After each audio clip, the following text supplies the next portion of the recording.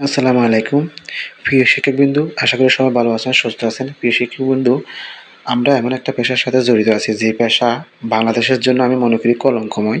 কারণ কলঙ্কময় এজন্য বলতেছি, দেখেন, যে সরকারে আসুক আমাদের শিক্ষকদের জন্য, শিক্ষকদের ন্যায্য দাবি আদায়ের জন্য কাজ করে না।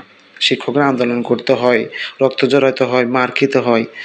কত কষ্টের বিনিময়ে আমাদের এই যে 50% টা বোনাস হইছে, তারপর যে আমাদের বাসা ভাড়া 15% হইছে।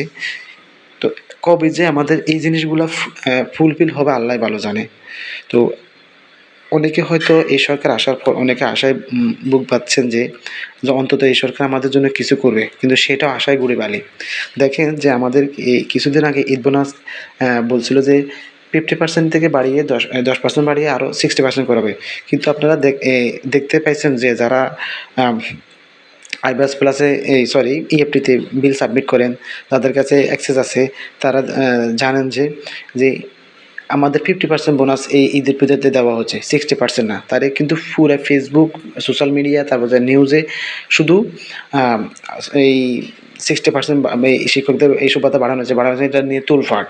দুর্ভাগ্যবশত শুধু বিভক্ত শিক্ষকদের বেতন এবং বোনাস নিয়ে পত্রিকায় হাইলাইট করে ফেলে। কিন্তু দেখেন, গভর্নমেন্ট যারা স্যালারি পায় বা বেতন পায়, এদের ব্যাপারে কখনো বলা হয় না যে এদের জিও জারি হইছে, প্রস্তাব মন্ত্রণালয়ে গেছে, ওইটা হইছে, অমুক হইছে, তমুক হইছে, সার্ভার দলীয়টা, এই ধরনের কোনো ইস্যু কখনো দেখানো হয় না।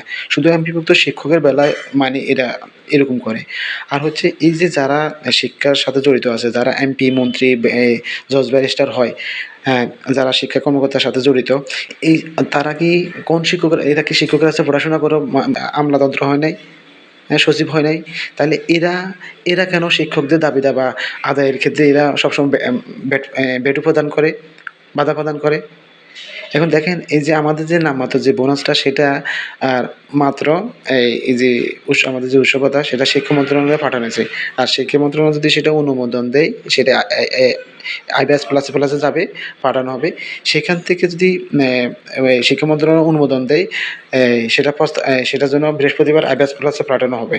আর আইবিএস প্লাসে পাঠানোর পর তার মানে আমরা এই সপ্তাহে আমাদের ঈদ বোনাসটা পাচ্ছেন না। আপনারা অনেকে হয়তো জানতে চাইছেন যে আমাদের ঈদ বোনাসটা আমরা কবে পাবো?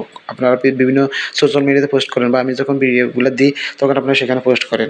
তো মূলত আপনারা এই নিউজটা পাইলে আপনারা বুঝতে পারবেন যে আপনারা বলা হচ্ছে যে আগামী রোববার অথবা সোমবার যে আমাদের যে নামমাত্র যে বোনাস দেওয়া হয়, সেটা আপনার ব্যাংক থেকে তুলতে পারবেন। তো এই হচ্ছে বাংলাদেশের এমপিভুক্ত শিক্ষকদের অবস্থা।